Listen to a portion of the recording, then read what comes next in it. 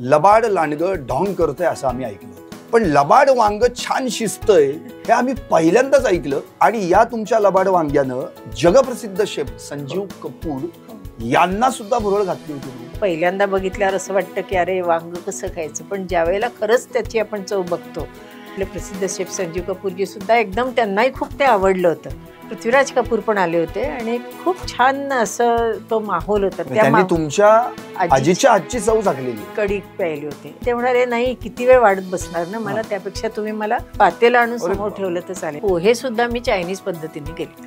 त्यात गाजर, बीन्स, कोबी सगळे घातले, पोहे घातले आणि चायनीज जो पण म्हणजे सोया सॉस, आलं लसूण वगैरे घालून केले. इतके अप्रतिम पोहे झाले ते.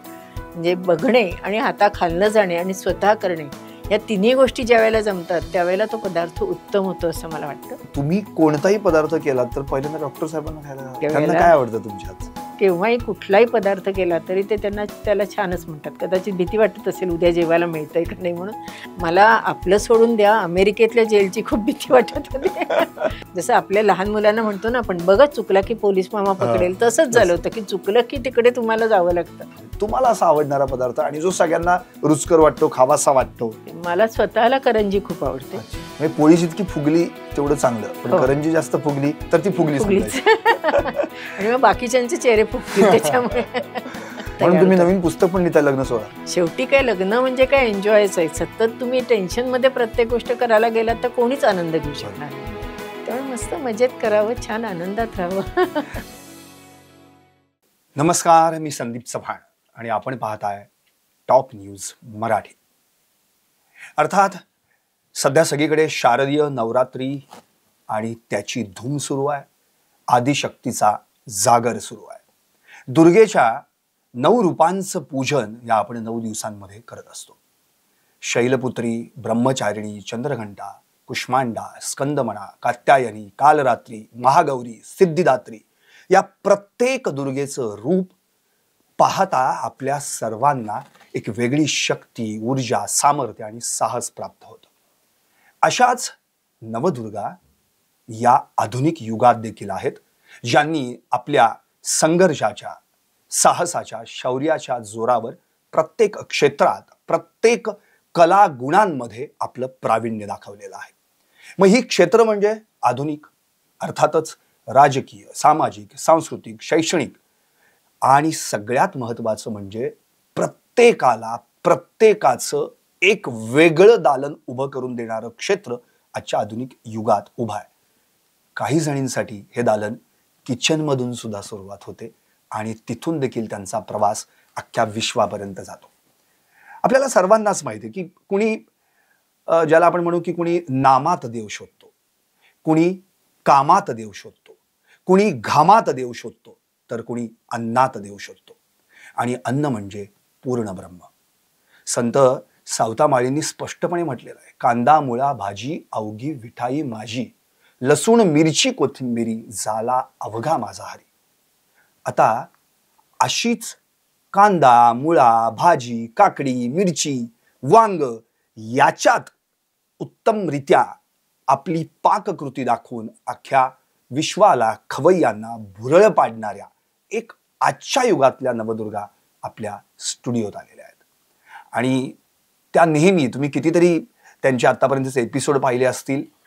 अनुराधाज चॅनेल या माध्यमातून आपण त्यांना नमस्कार, मी अनुराधा तांबोळकर असं नाव सांगताना ऐकलं असेल. आज त्याच प्रत्यक्षात आपल्या स्टुडिओमध्ये आहेत. चला तर मग जाऊयात अनुराधाज किचनमध्ये आज काय शिस्त आहे हे पाहायला. नमस्कार. नमस्कार अनुराधाजी, तुमचं खूप खूप स्वागत. धन्यवाद. एक पाककृतीच्या माध्यमातून दुर्गेचं एक वेगळं रूप आज अख्ख्या टॉप न्यूज मराठीच्या प्रेक्षकांना पाहायला मिळणार आहे. खरं तर ज्या तुम्ही रेसिपीज तुमच्या अनुराधा चॅनेलवर करता, तुम्ही तिकडे करत असता आणि इकडे आमच्या तोंडाला पाणी सुटतं. त्यामुळं आज नेमकं चॅनेलच्या माध्यमातून मला तुमच्या किचनमध्ये काय शिस्त आहे हे डोकावण्याची परवानगी मिळावी, एवढंच मला म्हणायचं. कारण एक 2-3 दिवसांपूर्वी तुमच्या किचनमध्ये मिरचीची भाजी शिजली होती आणि मिरचीची भाजी मोडल्यानंतर पहिल्यांदाच प्रश्न पडला की अरे आता मिरचीची भाजी कशी असू शकते, भाजीत मिरची घालतात ऐकलं होतं, पण मिरचीची भाजी कशी काय? म्हणून सुंदर प्रकारे आपल्या कार्यक्रमाला सुरुवात या मिरचीच्या भाजीच्या रेसिपीनं करूयात. अरे वा, खूप छान. मिरचीची भाजी आपण तशी त्या मानाने कमी करतो, तर झटका असतो मिरचीची भाजी म्हणून. तर ही ज्या मैत्रिणीकडनं मी शिकले, तर ती इतकी सोपी आणि साधी होती. तिने ज्यावेळेला मला ट्रायलला म्हणजे चवीला दिली होती त्यावेळेला इतकी छान लागली. आणि ज्यावेळेला मी तिची रेसिपी बघितली तर त्याच्यात अगदी आंबट चुका, मिरची, बटाटा, वांगं, अगदी वांगं आणि आंबट चुका पाहिजे एवढं मात्र ती मला म्हणाली होती. आणि ह्या सगळ्या भाज्या एकत्र शिजवून त्याच्यात फक्त मीठ घालून केलेली ती भाजी इतकी अप्रतिम लागते. आणि ती घोटलेली असते मुख्य म्हणजे. त्यामुळे त्याची जी कुठली जो पदार्थ असतो की नाही, आपल्याकडे तुम्हाला माहिती रेसिपीमध्ये हटणे, घोटणे हे जे प्रकार आहेत, तर प्रत्येक जर आपण हटले तर त्याची चव वेगळी येते, घोटले तर त्याची चव वेगळी येते, वाटलं तर त्याची चव वेगळी येते. त्याप्रमाणे घोटून केलेली भाजी आहे, त्यामुळे त्याची चव अप्रतिम लागते. आता तुम्हाला रेसिपी तर थोडक्यात मी सांगितली, पण तुम्ही एकदा आमच्या घरी आलात तरी हरकत नाही, आपण ट्रायल करूया. नक्कीच. जर तुम्हाला देखील म्हणजे काही गृहिणींना ही मिरचीची भाजी घरी बनवायची असेल तर रेसिपी व्यवस्थित अनुराधा चॅनलवर जाऊन पहा, कारण की त्यात जर काही कमी जास्त झालं आणि सरप्राईज म्हणून तुम्ही नवरोबाला खायला घातली तर जाळ अंधूर संकटच निघायचं असं व्हायला नको. बर, आता आणखी एक महत्वाचा प्रश्न, तो म्हणजे लबाड लांडगं ढोंग करतोय असं आम्ही ऐकलं होतं, पण लबाड वांग छान शिजतंय हे आम्ही पहिल्यांदाच ऐकलं. आणि या तुमच्या लबाड वांग्यानं जगप्रसिद्ध शेफ संजीव कपूर यांना सुद्धा भुरळ घातली होती म्हणे. हे लबाड वांग आहे तरी काय? खरं म्हणजे असं जर म्हटलं तर लबाड वांग ही रेसिपी आईकडची, म्हणजे आईनी पण कुठून तरी शिकलीच असेल, पण ही 50-60 वर्षापूर्वीची रेसिपी. आणि लबाड वांग म्हणजे ते जे आपण ते वांग तयार करतो त्याला वांग्यासारखा आकार होतो. आणि मुख्य म्हणजे वांग भाजून म्हणा किंवा त्याचं गर काढून म्हणा किंवा शिजवून त्याच्यात छान सगळे मसाले, ब्रेड क्रम्स वगैरे घालून त्याचा जो आकार केला जातो आणि त्याला जे वांग्याचं आपलं देठ असतं की नाही ते परत लावायचं आणि ते मस्तपैकी तळायचे. त्यामुळे ते आकाराने तर वांग दिसतं, पहिल्यांदा बघितल्यावर असं वाटतं की अरे वांग कसं खायचं, पण ज्यावेळेला खरंच त्याची आपण चव बघतो त्यावेळेला आपले प्रसिद्ध शेफ संजीव कपूरजी सुद्धा एकदम त्यांनाही खूप ते आवडलं होतं. आणि त्यांनी मला त्यावेळेला म्हणजे त्यांना आवडल्यावर त्यांनी जे कौतुक केलं त्यावेळेला ते म्हणाले की बटाटे वडा ऑन अ स्टिक तसं वांगे वडा ऑन अ स्टिक असं त्यांनी मला सांगितलं होतं. आणि खूप छान चवीला लागतं. वेगळी रेसिपी आहे, पण ह्याच्यातनं मला एकच सांगायचं की आपण आता खूप इनोव्हेशन्स आपल्या रेसिपीजमध्ये करत असतो, पण पूर्वीपासून आपल्या बायका म्हणजे ज्या पूर्वीच्या सुगरणी होत्या ना, त्या चूल मूल ठराविक इन्ग्रेडियंट्स किंवा स्वयंपाकघरातले पदार्थ असून सुद्धा अतिशय नवीन नवीन आणि सुंदर स्वयंपाक करत होते. त्यामुळे त्यांच्याकडनं हे मिळालेला ठेवा म्हणायला काही हरकत नाही आपल्याला. नक्कीच. 2013 मध्ये हा कार्यक्रम होता किचन खिलाडी. संजीव कपूर हे सुप्रसिद्ध शेफ त्याचं अर्थातच अँकरिंग करायचे आणि त्यावेळी अनुराधा तांबोळकर यांना त्या ठिकाणी बोलवण्यात आलं होतं आणि त्यांना छानशी ट्रॉफी देखील, तो पुरस्कार देखील त्यांना त्यांच्या हस्ते मिळाला होता. बघा म्हणजे लबाड वांग काय करू शकतं. ओके, आता आपण अनुराधा तांबोळकर यांच्याकडून विविध रेसिपीज किंवा त्या कशा असल्या पाहिजेत, सगळ्यात महत्वाचं म्हणजे त्यांचं वैशिष्ट्य मी या चॅनलचं तुम्हाला एका वाक्यात सांगतो. रेसिपीज दाखवणारे अनेक चॅनल्स आहेत, पण रेसिपी दाखवताना, ते पदार्थ करताना त्यात ज्या काही चुका घडतात त्या घडलेल्या चुका कशा पुन्हा एकदा दुरुस्त करता येतील हे सांगणारं एकमेव चॅनल आहे आणि हे म्हणजे अनुराधाच चॅनल. बर, अनुराधा तांबोळकर यांनी 6 वर्षांपूर्वी त्यांचं हे अनुराधा चॅनल सुरू केलं. 19 ऑगस्ट 2019ला या चॅनलला सुरुवात झाली. आता 6 वर्ष झाली आहेत. जेव्हा चॅनल सुरू केलं होतं तेव्हा त्यांचं वय होतं 70 पेक्षा 1 वर्षानं कमी, म्हणजे 69. आता त्या 75 वर्षांच्या आहेत. तरी देखील तुम्ही आता इथे पाहताय त्यांचं वय उलटं केलं तरी त्याच्यापेक्षा कमी वाटतंय. मग प्रश्न हा आहे की एवढी सगळी एनर्जी आणि ऊर्जा ही त्यांना त्या किचनच्या वारामधून मिळालेली आहे. त्यामुळे आता आपण त्यांच्या किचनमध्ये तर सुरुवात करतोय, पण या किचनमध्ये पहिल्यांदा काय घडलं होतं, कधी वेफर्स, मग कधी पापड्या, मग कधी भाजण्या, चटण्या, असा करता करता हा प्रवास थेट युट्यूब पर्यंत आलाय. त्यामुळे आता मला तुम्हाला एवढंच विचारायचं आहे, हा सगळा जो युट्यूबचा प्रवास आहे हा कसा सुरू झाला? खरं जर म्हटलं तर माझी आई सुगरण, आजी सुगरण, म्हणजे सुगरण म्हणण्यापेक्षा छान स्वयंपाक करणारे होते त्या काळामध्ये. म्हणजे माझं आजोळ श्रीरामपूरचं नगर जिल्ह्यात, तर तिथे बालगंधर्व म्हणा किंवा हे जे आपले सगळे लाल बहादूर शास्त्री, हे जे सगळे जे मंडळी होते काय ते अभिनेते वगैरे पण आले? हो अगदी सगळेच आपले ऋषी कपूरचे पृथ्वीराज कपूर, हा मला नाव पटकन आठवत नाही, पृथ्वीराज कपूर पण आले होते आणि खूप छान असं तो माहोल होता. त्यांनी तुमच्या आजीच्या हातची चव चाखलेली आहे. कढी प्यायली होती. अच्छा, पातेल्यावर नाही ना? अक्षरशः म्हणजे तेही वाटीने वाढत होती, म्हणजे वाटीत वाढत होती. पण ते म्हणाले नाही किती वेळ वाढत बसणार ना, मला त्यापेक्षा तुम्ही मला पातेलं आणून समोर ठेवलं तर चालेल. म्हणजे आहे त्या ह्याच्यामध्ये स्वयंपाक करणं ही जी कला आहे ती कदाचित आजीकडनं आलेली असेल, म्हणजे आईची आईकडनं, श्रीरामपूरला मोकाशी म्हणून. तर आणि वडिलांची आई जी होती म्हणजे माई नामपूरकर, त्या धुळ्याच्या होत्या. त्या निगुतीने स्वयंपाक कसा करायचा, म्हणजे आता आपण चटणी वाटतोय तर ती किती व्यवस्थितच बारीक झाली पाहिजे, भाजी चिरताना त्याच्यात जी आपण चिरतो ती किती बारीक असली पाहिजे, किती जाड असली पाहिजे, ह्या सगळ्या निगुतीने काम करायची जी गोष्ट होती ती मी माझी आजी म्हणजे माईकडनं शिकले. आणि दोघींचा संगम म्हणजे माझी आई. त्यामुळे तिथून सुरुवात झाली खरं म्हणजे माझ्या स्वयंपाकाच्या ह्याला. आणि युट्यूबचं म्हणाल तर मी एक मेजवानी अगदी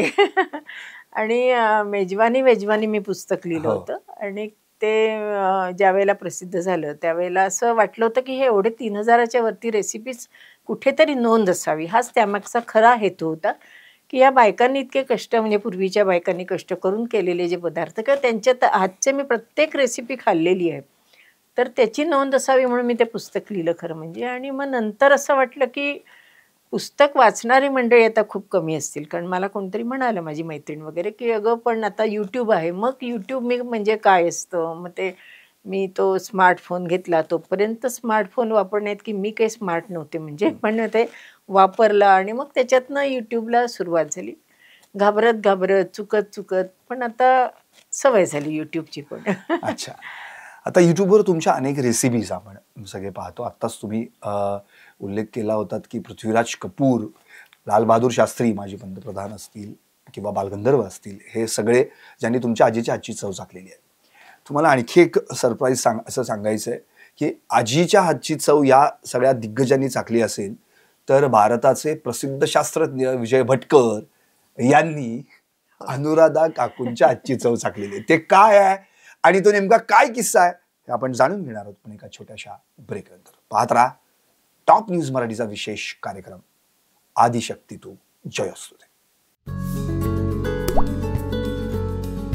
आता जोकासू STP या अत्याधुनिक जॅपनीज तंत्रज्ञानाने सुसज्ज, quick installation, energy efficient, noiseless blowers, low maintenance या आणि अशा वैशिष्ट्यांनी परिपूर्ण जोकासू STP तंत्रज्ञान प्रकल्प उभारणीपासून ते विक्री पश्चात समाधानकारक सेवा देणारी, भारताबरोबरच परदेशात देखील प्रकल्पांची यशस्वी उभारणी करणारी company Deccan water treatment private limited. Break नंतर आपलं पुन्हा एकदा स्वागत. आणि अर्थातच आपल्या स्टुडिओमध्ये आलेल्या नवदुर्गा म्हणजे अनुराधा तांबोळकर. त्यांनी मगाशीच आपल्याला त्यांच्या आजींच्या हातची चव कुणी चाखली हे सांगितलं आणि मी ब्रेकवर जाण्यापूर्वी तुम्हाला त्यांच्या हातची चव कुणी चाखली आहे हे सांगितलं. अर्थात प्रसिद्ध शास्त्रज्ञ विजय भटकर.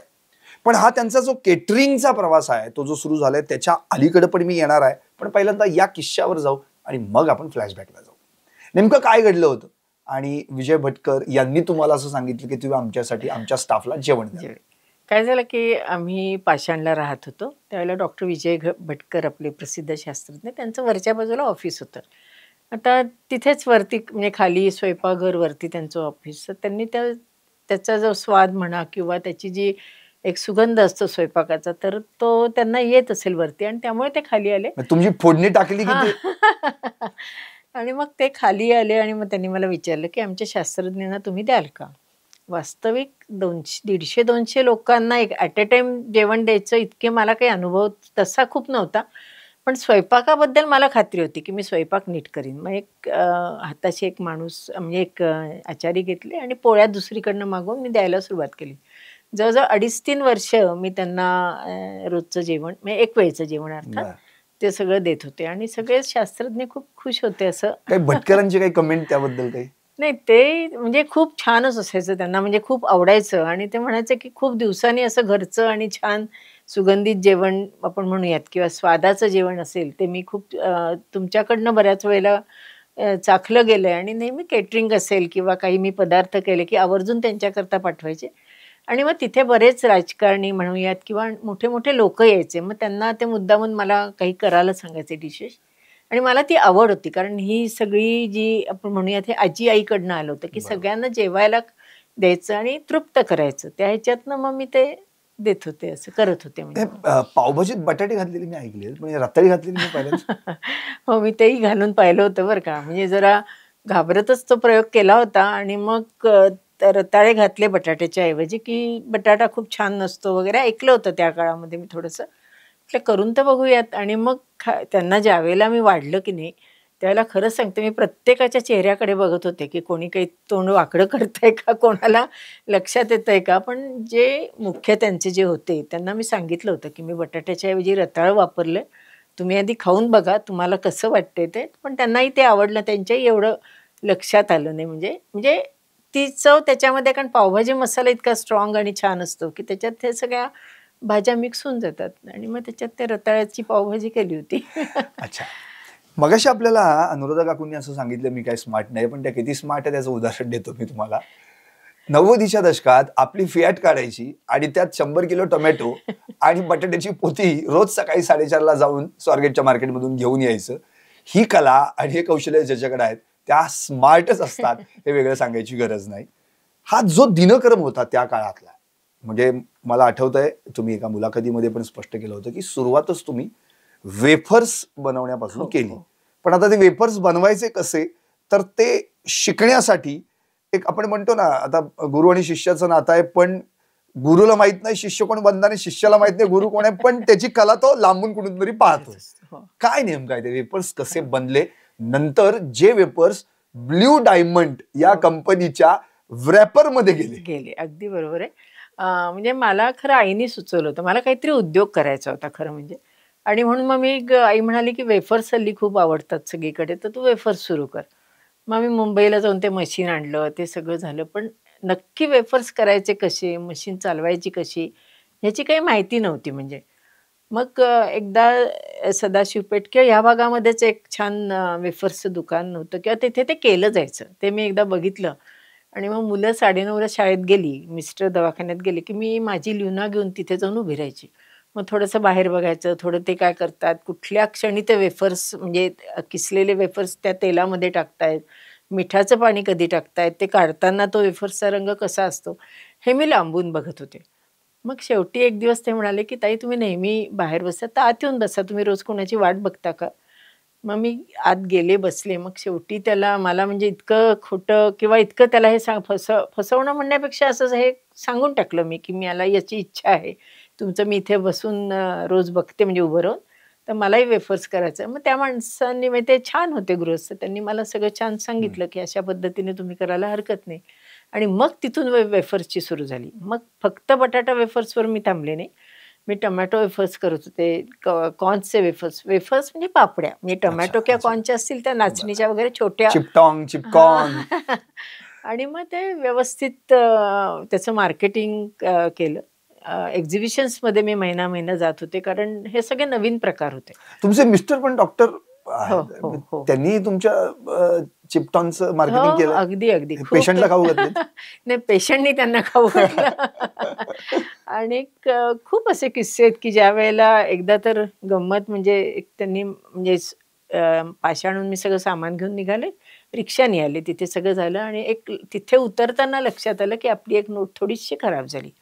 आता थोडी खराब झाल्यावर ते रिक्षावाला घेईल की नाही मला शंका वाटली, म्हणून जवळजवळ ते 20-25 किलो बॅग्स मी घेतल्या आणि स्टॉलपर्यंत चालत गेले. मग त्याला ती नोट दिली, म्हणजे त्याला मी आता कुठे कळणार नाही असं मला वाटलं. म्हणजे खूप खराब होती असं नाही, पण मला मनात असं वाईट वाटत होतं की ही आपण त्याला चुकीची नोट दिली आहे का काय. आणि मी तिथे गेले, दिवसभर छान सेल केला, सगळं केलं. आणि मग दुसऱ्या दिवशी ज्या वेळेला मी परत जाऊन आले त्यावेळेला माझ्या मिस्टरने ती नोट मला परत दिली. म्हटलं ही नोट परत तुमच्याकडे कशी आली. म्हणे अगं तो रिक्षावाला माझा पेशंट होता. आणि तो म्हणाला की मग त्यावेळेला ताईंना किंवा बाईंना असं सांगणं बरोबर नाही दिसलं, म्हणून मी ती नोट घेतली, पण ही कदाचित चालणार नाही, आणि म्हणून त्यांनी ती परत केली. म्हणजे पृथ्वी गोल आहे हे मला त्यावेळेला कळलं. असे अनेक किस्से झाले की मिस्टरांना टोमॅटो वेफर्सचं पाकिट एका पेशंटने आणून दिलं आणि म्हणे हे तुम्ही खाऊन बघा, हे नवीन बाजारात आले चिपटॉ म्हणून, खूप छान लागतात म्हणून त्याने दिलं. आणि मग यांनी सांगितलं त्याला की अरे खूप छान लागलं, आवडलं मला, पण हे प्रोडक्शन माझी बायकोच करते. बर, हा जो सगळा प्रवास आहे, वेपर्स नंतर भाजण्या चटण्या असं करता करता मेजवानी जे पुस्तक आहे 3000 रेसिपीज आहेत 2 खंडातले. तर आता त्या पुस्तकातल्या रेसिपीज प्रत्यक्षात प्रात्यक्षिकातच तुम्ही या ठिकाणी दाखवता आणि आणखी तुमचे नवीन इनोव्हेशन्सच्या पण रेसिपीज येतात. अशा कोणत्या रेसिपीची मागणी जास्त आहे की जे तुम्हाला वेळोवेळी असं सांगितलं जातं परत एकदा ती रेसिपी आमच्यासाठी करून दाखवा? माझ्या एकंदर असं लक्षात आलं की एक आजी म्हणून सगळ्यांना पारंपरिक रेसिपी माझ्याकडनं शिकायला जास्त आवडतात. मी मध्यंतरी एकदा मंचुरियन टाकले होते, म्हणजे मंचुरियनची रेसिपी केली. खरं कॉन्टिनेंटल म्हणा, चायनीज म्हणा, सगळे पदार्थ मी छान करू शकते. पण ते टाकल्यावर मला एक अभिप्राय आला, आजी तुला मंचुरियन करता येतं? म्हणजे आजी या गोष्टी करू शकते हे कोणाचा विश्वास बसत नव्हता. पण एकंदर मी आजीला पिझ्झा आवडतो हे तरी कोणाला? हो, नाही. मग माझ्या लक्षात असं आलं की या लोकांना, म्हणजे सगळ्या जे आपले व्ह्युअर्स असतात त्यांना ना भीती वाटते. पारंपरिक पदार्थ, पारंपरिक म्हणजे असं भीती घातली गेली असते किंवा ऐकलेलं असतं, अरे बापरे तो पाक बिघडला की रव्याचा लाडू फसतो किंवा बेसनाचा लाडू भाजला नाही गेला की त्याचा तोत्रा बसतो, म्हणजे घशात अडकतो, किंवा ह्या ज्या गोष्टी आहेत ना, पुरणपोळी जमतच नाही, इतक्या म्हणजे इतकी भीती बसलेली असते. ती मला मुख्य भीती काढायची होती. म्हणून मग टिप्स किंवा हे जे माझ्या जातात, तर ह्या सगळ्या चुका मी केलेल्या आहेत. म्हणजे माझी कधीतरी पुरणाची डाळ शिजली नव्हती तरी मी ती वाटली, तरी मी पुरण केलं, आणि मग नंतर त्याच्यातनं जे पोळीचा प्रकार निष्पन्न झाला तो इतका म्हणजे तो इतका भयंकर होता, म्हणजे की तो खाण्यासारखाच नव्हता, म्हणजे कडक झाला होता. मग मला त्याच्यावरनं हे चुकलं का ह्या गोष्टी मी शिकत गेले. अर्थात त्यावेळेला माझं वय 20-21 वर्ष, कारण 18-19 वर्षी लग्न झालं, दुसऱ्याच वर्षी पुरणपोळी करायला घेतली. त्यामुळे ह्या गोष्टी आणि पाहिलेल्या नव्हत्या, आजीच्या खाल्लेल्या होत्या. त्यांच्या पूर्वी काय होतं की मुलगी किंवा कोणी घरातलं असेल तर हाताशी काम करत होतो आम्ही, स्वयंपाकात त्या मानाने कमी जात होतो. त्यामुळे हाताशी काम करताना नुसतं ऑब्झर्वेशन असायचं, पण स्वतःच्या हाताखालनं गेलेलं नसतं. त्यामुळे ऑब्झर्वेशन म्हणजे बघणे आणि हाताखालनं जाणे आणि स्वतः करणे, या तिन्ही गोष्टी ज्या वेळेला जमतात त्यावेळेला तो पदार्थ उत्तम होतो असं मला वाटतं. मग त्या करताना, त्यामुळे प्रत्येक रेसिपी करताना माझ्यातनं चुका घडलेल्या आहेत आणि अजूनही होतात काही काही. मग त्याच्यातनं आपण मार्ग कसा काढायचा हे मी सहज बोलता बोलता माझं सांगितलं जातं टिप्स म्हणून, आणि ते सगळ्यांना जास्त आवडतं. कारण ह्या चुका प्रत्येक बाईच्या हात नव्हतात. अजूनही कितीही कोणी मोठा शेफ जरी आपण धरला, अगदी 100% तो देण्याचा प्रयत्नच करतो, पण एखाद्या वेळेला चूक होऊ शकते. एखाद्या वेळेला वांग्यामध्ये फरक असतो, एखाद्या वेळेला डाळीचं पीठ आपण विकत आणतो त्याच्यामध्ये फरक असतो, मैदा जरी घेतला तरी वेगळ्या प्रकारचा मैदा आला तरी सुद्धा ते जे आपण भिजवतो पीठ ते सैल होऊ शकतं. म्हणजे त्यावेळेला तुम्हाला तो पदार्थ आपला बिघडतोय म्हटल्यानंतर त्याच्यातनं आपल्याला नवीन म्हणजे चांगलं कसं करता आलं पाहिजे हे आपल्याला त्यावेळेला सांगता आलं पाहिजे. आणि ते सांगण्याचा प्रयत्न मी याच्यातनं करत असते की तेल पडतं जास्त, असं काही नाही की अगदी 2 चमचे मोजून मापून स्वयंपाक होतच नाही. मुळात स्वयंपाक हा अवघड नाहीच आहे, पण मोजून मापून करायला घेतलं की 10 ग्रॅम तेल, 5 ग्रॅम मोहरी वगैरे असं होऊ शकत नाही. थोडीशी मोहरी 4 दाणे जास्त पडले किंवा कमी पडल्याने फरक काही पडत नसतो. कारण की अनेक रेसिपीज मध्ये आपण बघतो 10 ग्रॅम हे घ्या ते घ्या, ते ग्रॅम मोजत कसं काय बसणार? आणि सकाळची घाईची वेळ असते त्यावेळेला इतकं तुम्हाला जमतच नाही. फक्त एकच मला नेहमी स्वयंपाक करताना सगळ्यांना सांगावं असं वाटतं की ज्यावेळेला आपण स्वयंपाक करतो ना, तर यूट्यूबवर खूप रेसिपी आपण बघतो, त्यामुळे तो प्रश्न येत नाही. पण तरीसुद्धा आपल्या कुटुंबाची आवड लक्षात घेणं खूप महत्त्वाचं आहे. आता माझ्या घरी मंचुरियन आवडतं म्हणून आणखीन सगळ्यांना ते आवडणार नाही, किंवा मी एखादी व्यंजन जर एखाद्या भाजीत टाकलं तर ते सगळ्यांना आवडेल असं नाही. त्यामुळे आपल्या कुटुंबाची आवड लक्षात घेऊन जर आपण स्वयंपाक केला तर तो सगळ्यांना आवडतो. बर, आणखी महत्वाचा मुद्दा असा, कारण की म्हणजे आपण तुमच्या एका मुलाखतीतच मी ऐकलं होतं की तुम्ही भले महिलांकडून म्हणजे जे आता कॅटरिंगमध्ये व्यवसाय करतायत किंवा घरामध्ये काही नोकर चाकर असतील तर त्यांच्याकडनं म्हणजे भाज्या चिरून घ्या, बाकीचं सगळं काम करून घ्या, हाताशी घ्या, पण फोडणी टाकताना मात्र त्या गृहिणीचा हात लागला पाहिजे, कारण की तिची चव त्या जेवणात. अगदी बरोबर. तर ते जे आहे तंत्र ते नेमकं काय आहे? आपण नेहमी म्हणतो की स्वयंपाक करताना जर आपण स्वतः केला तर ज्या वेळेला जी व्यक्ती स्वयंपाक करते त्यावेळेला तिचा मूड कसा आहे, त्यावेळेला तिची मनोवृत्ती म्हणूयात किंवा ती किती आनंदात आहे त्याप्रमाणे तो स्वयंपाकाची चव सुद्धा बदलत जाते. आता आपण प्रसाद करतो, तर वास्तविक शिरा तर आपण नेहमीच करतो, पण ज्यावेळेला आपण देवाला प्रसाद कुठलाही म्हणजे नैवेद्य असो किंवा आपण म्हणजे नेहमीचा शिरा प्रसाद म्हणून करणार असो, तर त्याची चव वेगळी येते. कारण तिथे तुम्हाला समर्पणाची भावना असते.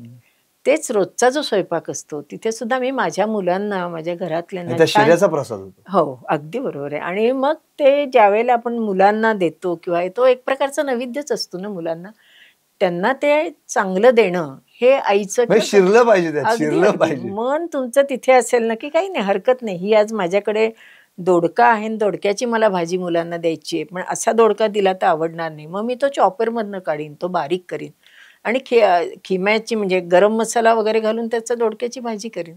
मुलांना काही कळणार नाही. त्यांना एकदा आवडल्यावर मग तो दोडका म्हटला तर कदाचित पुन्हा नाही म्हणतील ते.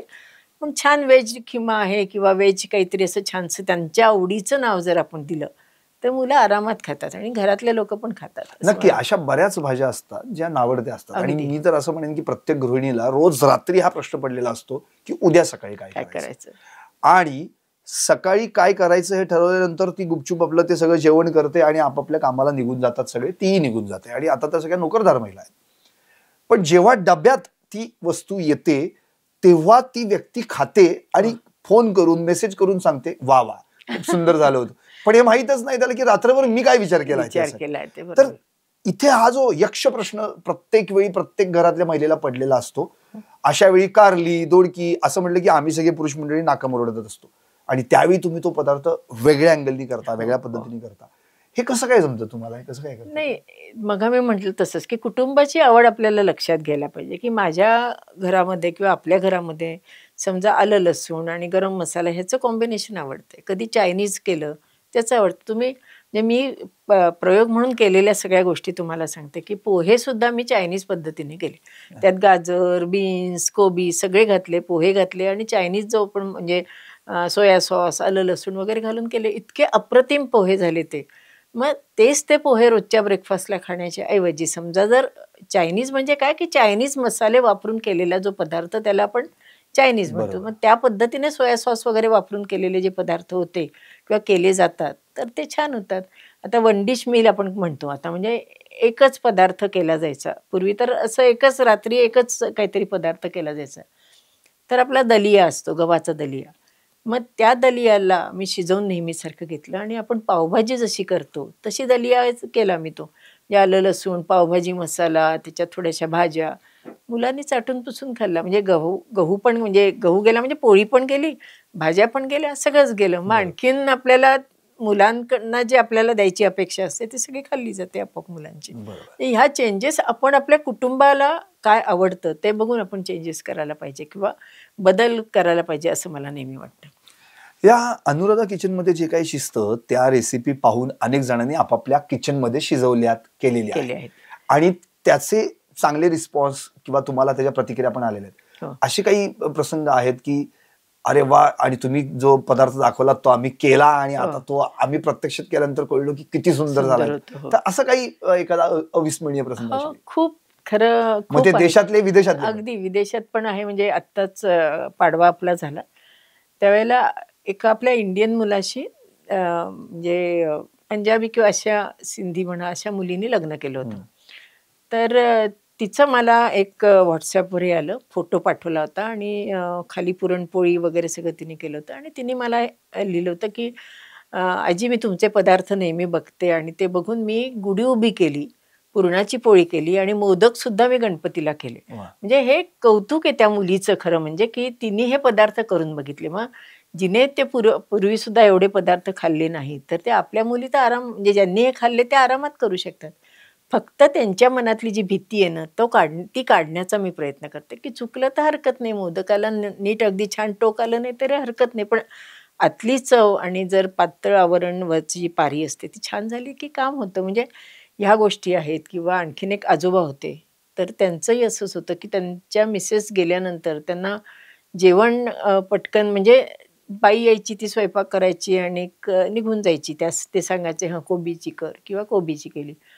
पण ज्यावेळेला त्यांना माझा एक साधं वर्णाचा मी हे पाहिला, त्यांनी व्हिडिओ पाहिला किंवा आमटी केली ती मला वाटतं मी ती, त्यात एक टीप दिली होती मी, की आमटीचं पाणी आधी उकळावं मग वरण घालावं, म्हणजे ती घट्ट घट्ट होत नाही. आणि सगळा जो रस असतो म्हणजे आमसूल म्हणा, मसाले म्हणा, ते पाण्यात उतरल्यामुळे ती आमटी चविष्ट होते. मग त्यांनी त्या बाईला सांगितलं. मग तेव्हापासून ते रोज आमटी पोळी कुस्करून खायला लागले. आणि त्यांचं मग मला हे आलं, की माझं या महिन्यामध्ये जवळजवळ 1-1.5 किलो वजन वाढलं. आणि ते डॉक्टरांनी अप्रिशिएट केलं, की इतके दिवस तुमचं वजन वाढलं नाही, आता इतकं छान तुम्ही फ्रेश दिसताय. मग त्यांनी माझं चॅनल दाखवलं, की याच्यात मी खूप पदार्थ बघतो आणि बाईकडनं ते करून घेतो. किंवा आणखीन एक गृहस्थ होते, त्यांच्या मिसेस गेल्यावर त्यांना पोळी करता येत नव्हती. मग मी त्यांना सांगितलं, की म्हणजे ज्यावेळेला मी पोळीचा एक व्हिडिओ टाकला, ते म्हणे ते बघून मी छान करायला लागलो.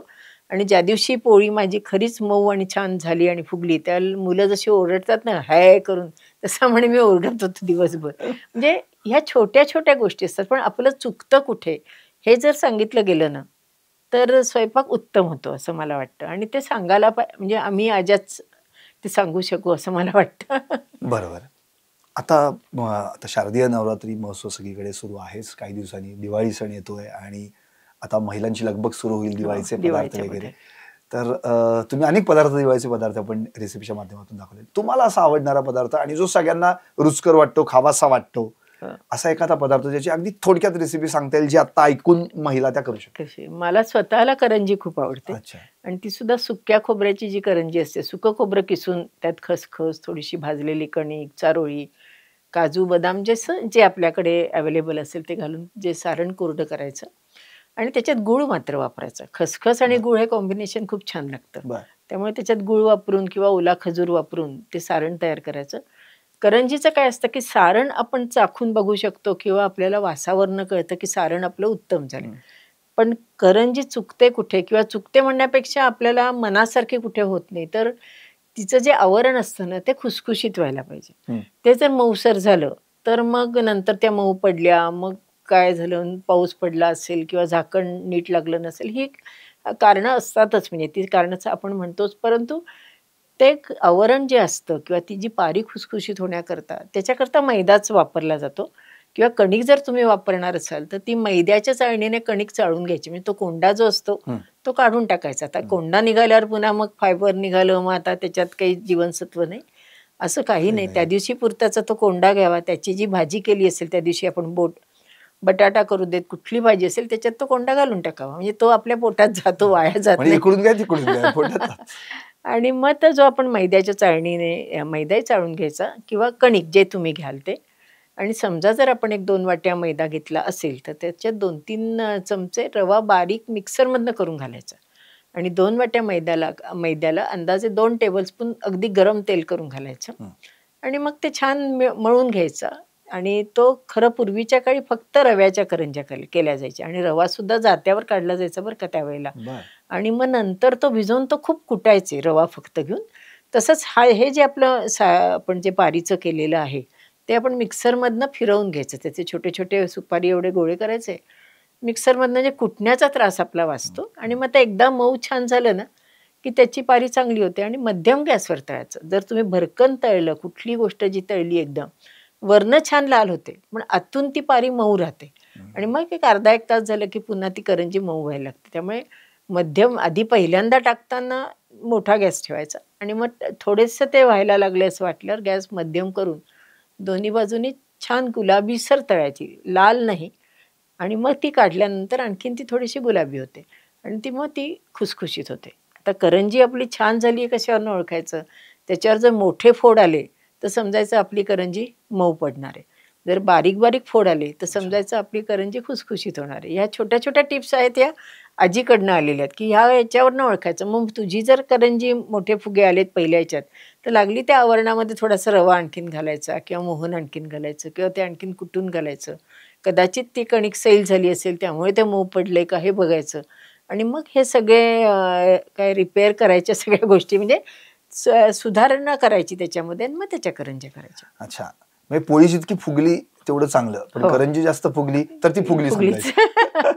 आणि मग बाकीच्यांचे चेहरे फुगतील त्याच्यामुळे. आता थोडंसं तुमच्या या रेसिपीज कडून किंवा खाद्यपदार्थांच्या चॅनेलकडून आपण आपल्या भारतीय संस्कृतीकडे येऊयात. कारण की तुम्ही त्या नावाचं आपली संस्कृती बाय अनुराधा असं देखील एक चॅनल नुकतंच सुरू केलेलं आहे. तर त्या चॅनलच्या माध्यमातून देखील आपण अगदी छोटे छोटे भारतीय संस्कृतीतले जे काही महत्त्वाचे भाग आहेत ते समजून सांगायचा प्रयत्न करता. मुंज कधी घालावी, पूजा कधी घातली पाहिजे, एखादी रिसेल फ्लॅट घेतला मग वास्तुशांती परत घालायची का नाही वगैरे, अशा सगळ्याच गोष्टी. त्या संदर्भात तुम्ही पुस्तके लिहिता, एपिसोड सणवार वगैरे. तर हे का करावं असं वाटलं आणि हे कधी त्याचा सुरू झाला हा सगळा प्रकार? खरं जर म्हटलं तर मी गृहिणीच आहे, आजीच आहे. म्हणजे मी काही गुरुजी किंवा त्याच्यामध्ये खूप काय म्हणून निष्णात अशी नाहीये. पण ज्या वेळेला आपल्या घरामधली मोठी माणसं नसतात, तुम्ही एकटेच आहात, दोघंच नवरा बायको आहात आणि तुम्हाला जेव्हा प्रश्न पडतात त्यावेळेला आपल्याला वाटतं की घरात कोणीतरी सांगणारं पाहिजे. तर ही सांगणारी व्यक्ती म्हणजे मी आहे. त्यामुळे माझ्या दृष्टीतनं, एक आजीच्या दृष्टीतनं, एक आई, मावशी, काकू ह्याच्या दृष्टीतनं मी त्या सणावारांबद्दल माहिती सांगत असते. मग त्याच्या डिटेल्समध्ये तुम्हाला काय लागतं ते तुम्हाला गुरुजी किंवा उपाध्याय असतील ते सांगतातच. पण अगं नाही, ठीक आहे, तू दिवा लावलायस, तो शांत झालाय, तर तू लागली घाबरून जाऊ नको, हे सांगायला आपल्याला कोणीतरी घरात लागतं. की होतं एखाद्या वेळेला वाऱ्याने झालं, दरवेळेला काही अगदी बिटवीन द लाईन्स. असं माझं म्हणजे माझं जे चॅनलमध्ये किंवा आता जे काढलं तर ही मी माहिती देण्याचा प्रयत्न करते की प्रत्येक गोष्टीत घाबरून गेलं पाहिजे, घाबरून जावं असं नाहीये.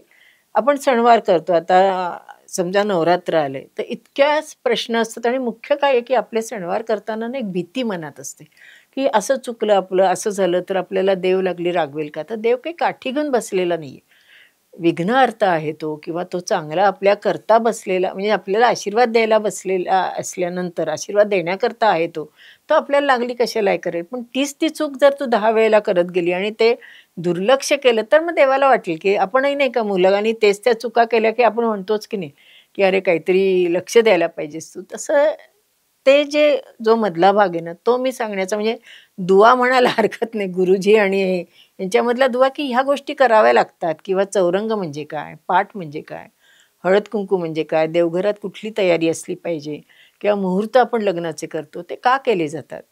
त्याच्यामागे पूर्वीच्या काही शास्त्र होतं की त्यावेळेला गिरण्या नव्हत्या, तुम्हाला जात्यावर करावं लागायचं म्हणून महिनाभर आधी करावं लागायचं. पण आता जर मुहूर्त आपण केले सगळे जे काही आहेत ते, मग त्याला ते हळकुंडच का बांधलं पाहिजे असं काही नाही. ते एक लेकरूवाळी हळकुंड आहे, ते हळद कुंकू व्हायल्यासारखं आहे, त्याने बांधल्याने तुम्हाला एक छान पॉझिटिव्ह एनर्जी येत असेल तर ते आपण आपल्या परंपरा म्हणून करायला काही हरकत नाही. हे शास्त्र, प्रथा, परंपरा आणि सोहळा या 4 गोष्टी आपल्या सणवारांमध्ये येत आहेत. म्हणजे शास्त्र आपल्याला गुरुजी सांगतात, बरोबर, आपले जे पूर्वीचे लोक आहेत ते आपल्याला प्रथा सांगतात, मग त्यानंतर परंपरा होतात, आणि आता होतो तो थोडासा सोहळा होतो. आणि ह्या जो सोहळा असतो म्हणजे आता मुहूर्ताचा सोहळा असतो तर खूप छान आनंदात सगळ्या जणी जमतात, एन्जॉय करतात, गाणी म्हणतात, ते गवले केले जातात, ओव्या म्हटल्या जातात. ह्या ज्या सगळ्या गोष्टी होतात ना तो खूप आनंद देणारा क्षण असतो. आणि ते मुख्य म्हणजे लग्नाचा तो एक माहोल तयार होतो. तुम्ही नवीन पुस्तक पण लिहिता लग्न सोहळा. हो, लग्न सोहळा की तो माहोल तयार व्हायला पाहिजे. मग एखादी गोष्ट म्हणजे लग्न सोहळ्यामध्ये सुद्धा की विणीला कधी दिली पाहिजे, किंवा मी बोलणी लग्नाची करायला जाते तर मी काय बोललं पाहिजे. कारण पूर्वी कसं होतं की एकत्र कुटुंब होतं, त्यामुळे ह्या गोष्टींची चर्चा होत होती, मुलांच्या किंवा सगळ्यांच्या कानावर जात होतं.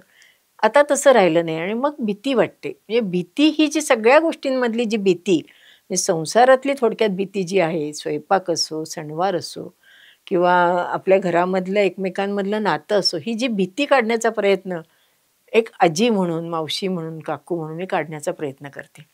तर आणि मुख्य सगळ्यांना ते आवडतंय की लंडन, अमेरिकेहून मला फोन येतात की काकू आम्ही मुहूर्त करणार आहोत, ते छान मला व्हिडिओ पाठवतात. मग इथून मी त्यांना ओव्या करून पाठवते, मग ते त्या ओव्या लावतात आणि ते एन्जॉय करतात.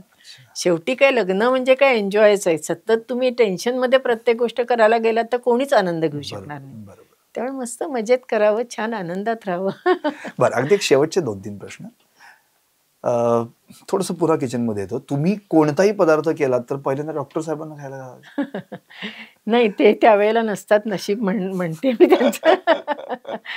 पण साधारण चुकतं काही काही त्यांना वेळेला. काय आवडतं तुमच्या हातचं? त्यांना ऍक्च्युली आमटी आवडते खूप. आमटी, किंवा ते सोलापूरचे आहेत, दाण्याची चटणी, कांद्याची पीठ पेरून भाजी, म्हणजे सुक्या भाज्या त्यांना आवडतात. कुठलेल्या चटण्या असतील तर त्यांना आवडतात. आणि सोलापूर चटणी फेमस आहे. अगदी अगदी, आणि त्या गोष्टी त्यांना आवडतात. आणि मी खरं खानदेश या भागातली होते. आमच्याकडे जरा गोडसर पदार्थ असायचे, यांच्याकडे थोडे तिखट असायचे.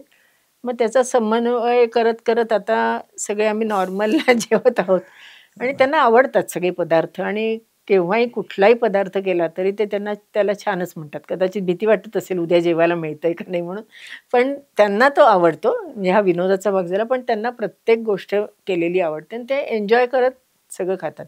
डाएट वगैरे हा प्रकार फारसा आम्ही पाळत नाही म्हणजे. बर, आता म्हणजे जेव्हा तुम्ही युट्यूब चॅनल सुरू केलं होतं त्यावेळी अगदीच नवख्या होता तुम्ही त्या संदर्भामध्ये, म्हणजे पुस्तक लेखन तर तुम्ही केलं होतं, तर तेव्हा काय म्हणजे अशी काही भीती वाटली होती, आता हे काय बाबा नवीनच आहे टूल आणि आता काय वाटलं, काय खूप खूप म्हणजे अगदी लांबपर्यंत न्यायला हरकत नाही इतकी मला भीती वाटत होती. कारण मला सगळ्यांनी सांगितलं होतं की अगं युट्यूब काय सुरू छान आहे ना, छान छान साड्या नेसायच्या, पदार्थ दाखवायचे, अवघड काही नाही, छान रंगीत भांडी असतात ते करायचं. मग मी युट्यूब बघायला सुरुवात केली. इतकी सुंदर भांडी होती सगळ्यांची. मग मी बाजारात गेले, ती खरं स्वयंपाकघरात भरपूर भांडी होती बरं का, पण तरी ती भांडी आणली, ती लावली, मग त्यात 1 चमचा 2 चमचा सगळं मांडलं, पण तरी मला रेसिपीची भीती वाटत नव्हती, पण ते आवडेल का नाही, लोक बघतील का नाही, ही सतत एक भीती असायची. आणि ते मागे म्युझिक हे जे लावतात, संगीत लावतो आपण, ते काहीतरी त्यांच्या ह्याची परवानगीशिवाय लावलं गेलं तर ते आपल्याला असं काहीतरी होतं. ते मला कोणीतरी सांगितलं, त्यामुळे मला शेवटपर्यंत सारखी भीती वाटायची त्यांचं काही आपल्याला येत नाही ना ईमेल की तुमचं हे चुकीचं झाले. कारण मला आपलं सोडून द्या, अमेरिकेतल्या जेलची खूप भीती वाटत होती. आणि मला सगळ्यांनी असं सांगितलं की चुकलं की, जसं आपल्या लहान मुलांना म्हणतो ना आपण, बघा चुकला की पोलीस मामा पकडेल, तसंच झालं होतं की चुकलं की तिकडे तुम्हाला जावं लागतं. आणि ती भीती मला खरं खूप होती. पण आता हळूहळू काही वाटत नाही की अगदी सोपं आहे. म्हणजे तसं यूट्यूब काढणं सोपं आहे, म्हणजे मेहनत खूप आहे, सातत्य खूप आहे, तुम्हाला नवीन नवीन द्यावंसं वाटतं.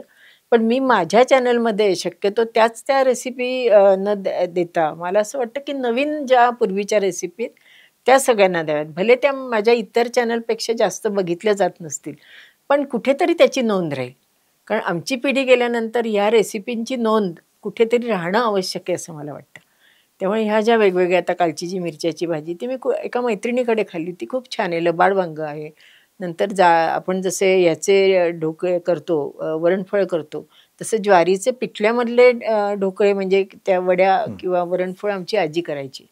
ज्वारीचं पीठ घेऊन ते छान मळायचं, त्याचे छोटे छोटे घे करायचे, गोल तुकडे किंवा गोळे करायचे, वाफवायचे, डाळीच्या पिठाची पातळ आमटी करायची म्हणजे पिठल्यासारखी, आणि त्याच्यामध्ये ते सोडायचे, वरनं मस्त लसणाची फोडणी द्यायची. म्हणजे भाकरी पण खाणं झालं, पिठलं पण खाणं झालं. आणि त्यावेळेला वयस्कर मंडळी पण घरात असायची, एकत्र कुटुंब असायचं ना, मग त्यांनाही खायला ते छान वाटायचं. असे वेगवेगळे प्रकार मी खाल्लेले आहेत.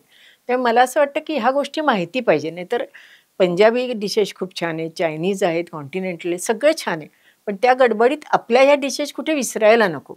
त्यामुळे मी ह्या गोष्टी सांगण्याचा प्रयत्न करते. कधी असं वाटतं की अरे आपल्या मैया छान असून सुद्धा बघितल्या जात नाही, पण डावीकडचे ज्या चटण्यांचे प्रकार मी आत्तापर्यंत खूप टाकलेत आणि ते सगळ्यांना इतके आवडतात आणि घरी केले जातात.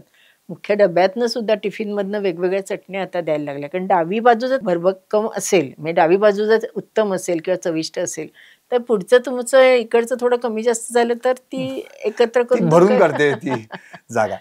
बर, साधारण युट्यूबवर तुम्ही म्हणजे दिवसागणिक रोज एखादा रेसिपीचा? नाही, मी आठवड्याला 3 टाकते, सोमवार, बुधवार आणि शुक्रवार. तर बरोबर 1 वाजता अपलोड होतो. अच्छा.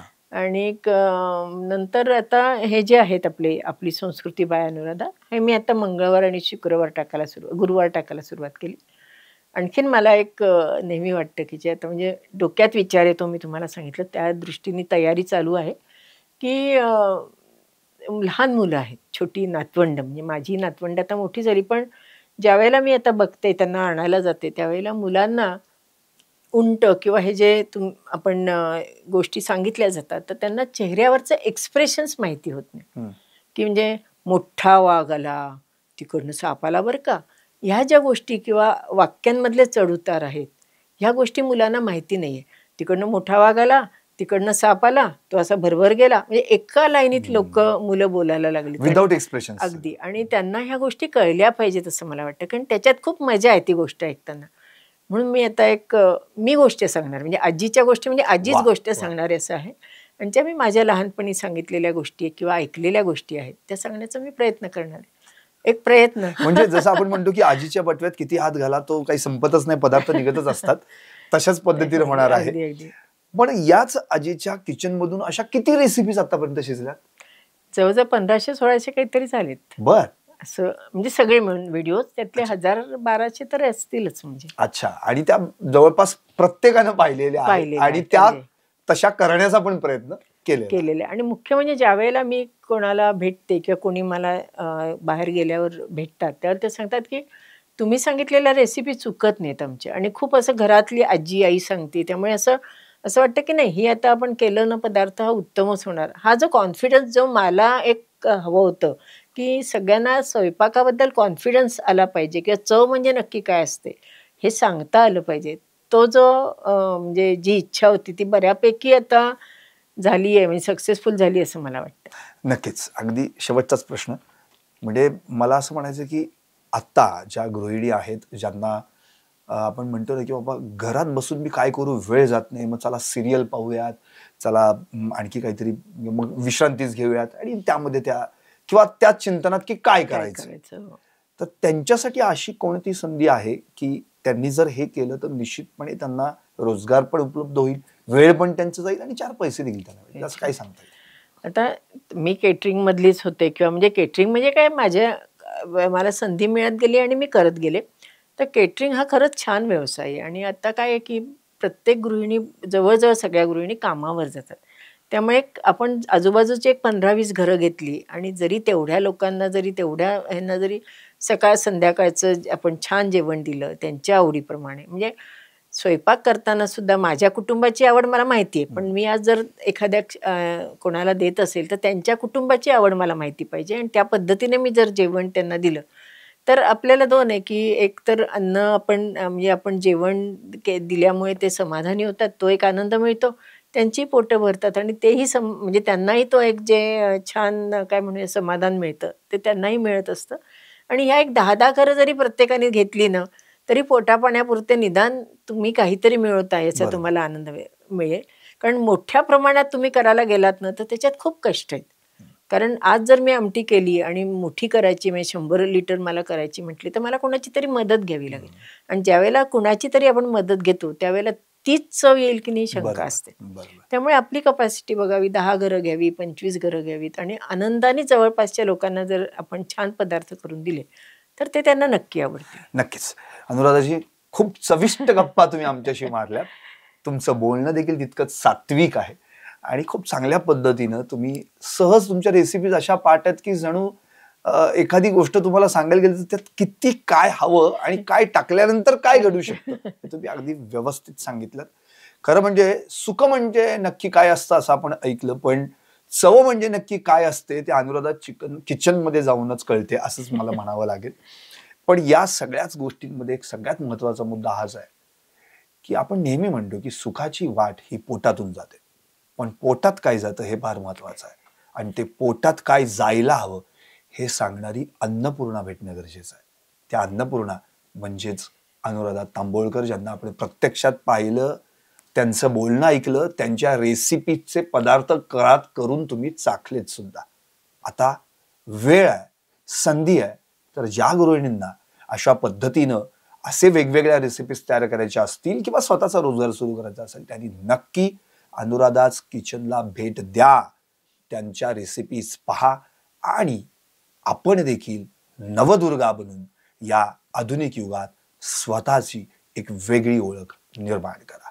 पाहत रहा आदिशक्ती तू जयोस्तुते, आधुनिक युगातल्या नवदुर्गा.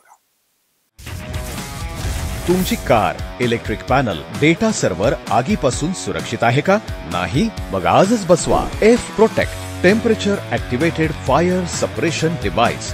यामध्ये आहे eco friendly non toxic pressurised liquid, जे आग लागल्यास क्षणार्धात ऍक्टिव्हेट होऊन आगीवरती मिळवते नियंत्रण. बसवण्यास अतिशय सोपे आणि सुटसुटीत टेकालिपचे एक दर्जेदार उत्पादन एफ प्रोटेक्ट.